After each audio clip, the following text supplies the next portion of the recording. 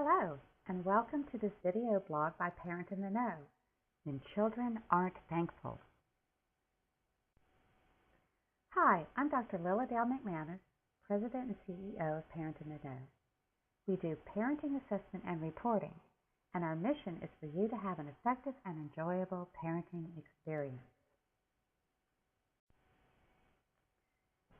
While this can be an issue anytime, near the holidays, the lamenting that children aren't thankful accelerates.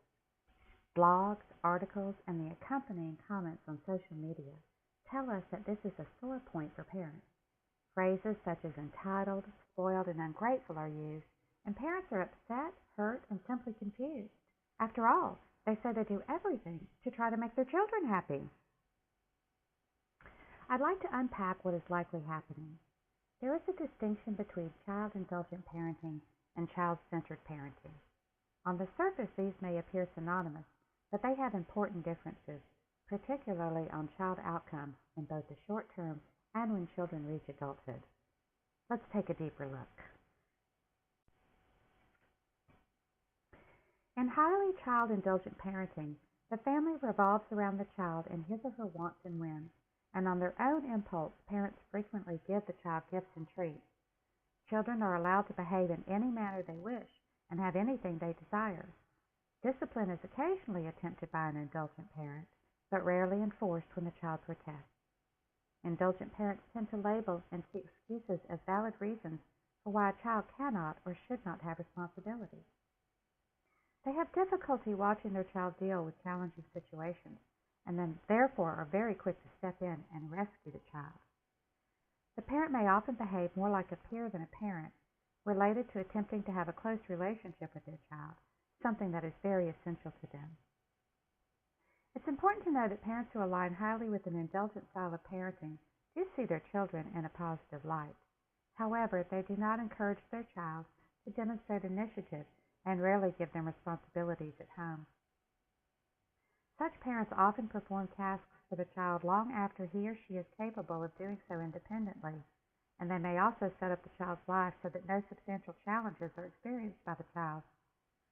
This has been associated with children feeling a high sense of entitlement and to child immaturity, such as impulsiveness and misconduct, likely connected to the child expecting to always be given exclusive attention and material goods, and to get away with misbehavior.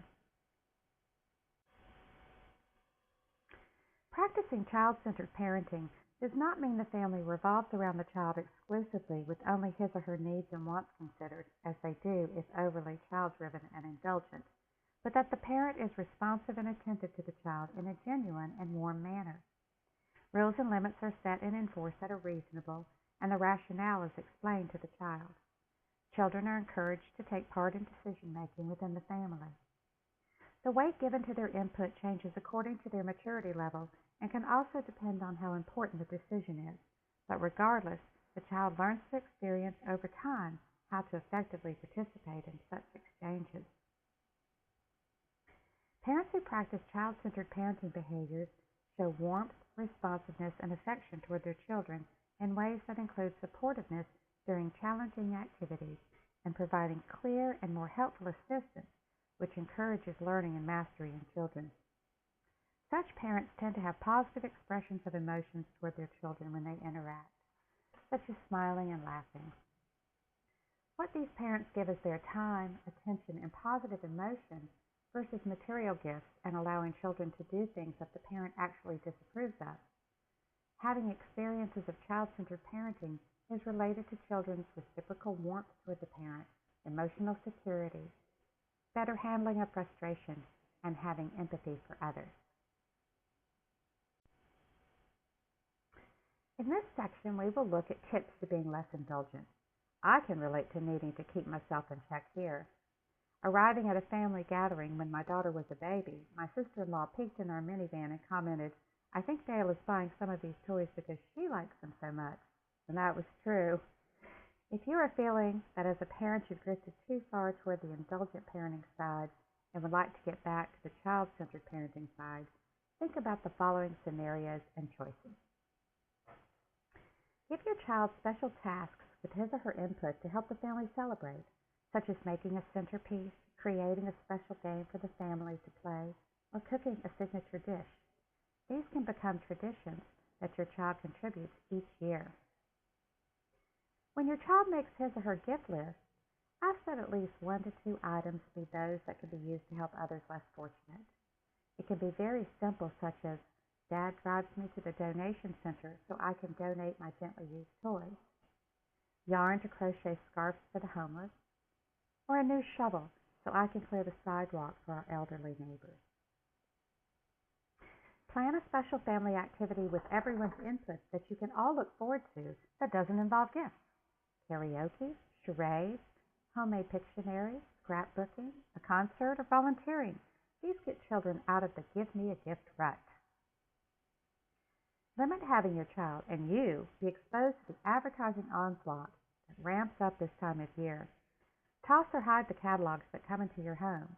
Limit traditional TV and cable by steering your child to their allotted time instead to watch DVDs or online streaming that does not have advertisements. Watch out for advert games. These look like games, and they are, but their main purpose is to serve as a vehicle to bring ads to kids. Research shows that while adults across parenting styles feel negatively about these advert games, indulgent parents feel so to a lesser degree. Shop at local arts and crafts fairs and festivals versus big box stores and malls. Not only are you getting unique gifts and supporting your local community and economy, but letting your children meet the person who created an item can have a lasting effect on both of you.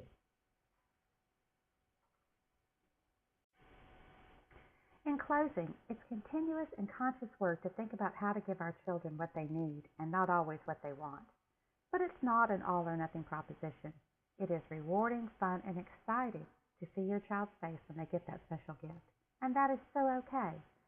But it can also help to think about this American proverb from time to time. Don't use a lot where a little will do. Here are the main references for this piece. Gevirtz and Segrin, 2012, The Association Between Over-Involved Parenting and Young Adults' Self-Efficacy, Psychological Entitlement, and Family Communication, found in the Journal of Communication Research. Evans, Carlson, and Grubbs, Hoy, Coddling Our Kids, Can Parenting Style Affect Attitudes Toward Advert Games, 2013, in the Journal of Advertising. Thank you so much for taking the time to view this video blog. Part of Parent in the Know assessments specifically cover indulgent parenting and child-centered parenting. If you are interested in knowing your parenting wellness score in these areas, along with the many others included, I invite you to learn more and get started at parentintheknow.com.